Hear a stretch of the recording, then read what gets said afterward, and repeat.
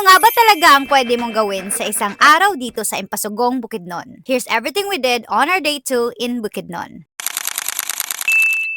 Sobrang excited talaga ako sa araw na to kasi gumising lang naman kami ng 2 a.m. para sa hike namin sa Panimahawa Ridge. Well, short hike lang naman talaga siya kasi nagmotor na kami halfway there. And yung daan papunta dun is super challenging talaga. Akala namin kaya naming i-DIY to pero grabe, the road is not giving talaga. Kung first time hiker ka, medyo steep siya paakyat pero dahan-dahan lang talaga going up and you'll get there. Kasi ang view na ito ang maghihintay sa'yo sa ito.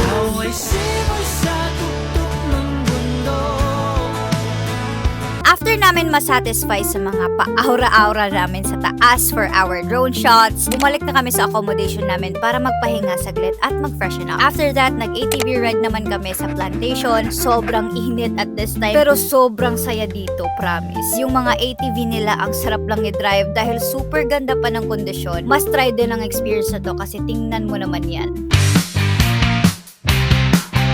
Next stop namin is Roti Peaks. Akala ko pinaka-challenging na ang daan papuntang Panimahawa. Pero akalain mo, mas may pinaka-challenging pa pala dun. Pero aminin, sobrang worth it naman talaga pagdating mo dito. Etong view lang naman ang naghihintay sa'yo sa napaka-challenging na daan na yan. Sobrang nakulangan ako sa oras namin dito. Mas maganda kasi siya pagstayhan ng mas matagal kasi makakapagmuni-muni ka talaga ng todo dito. Ang ganda lang. Actually, may tent at rooms din sila. So kung gusto mong mag-overnight at mag-relax dito, I promise you'll have a good time. Then pagkababa namin galing Roti Peaks, nag-quick lunch stop lang muna kami sa Cowboys Town and ang sarap ng food dito. Solid pampadagdag ng energy lang. Next stop namin is Cedar. First time kong makakita ng ganito kalapit na falls and medyo challenging yung daan pababa. Pero promise, part yun sa experience. Akala ko talaga titingin lang kami sa falls kaso mababasa ka talaga. Kaya kung pupunta kayo dito, magdala talaga kayo ng swimwear para sulit yung pagpunta nyo. And for our last stop, eto na yung matagal ko nang gustong makita, yung Communal Ranch. Guys, hindi ko talaga ma-explain sa words kung gaano kaganda dito. Parang painting na totoo na hindi. Eh, basta yun na yun. Eto yung view na hinihintay ko at finally, nasa harap ko na siya. When you're here, please let it all in. Huwag kayong magmadali. Ang sarap lang talaga tumambay. Lahat ng to posible dahil kay Sir Christian ng Explore Tabay Traveler. Sobrang patient niya at mas excited pa nga siya sa amin sa buong trip na to. At shoutout din kay Kuya Jim Roy at yung isa pang driver namin papuntang Panimahawa and Roti Peaks.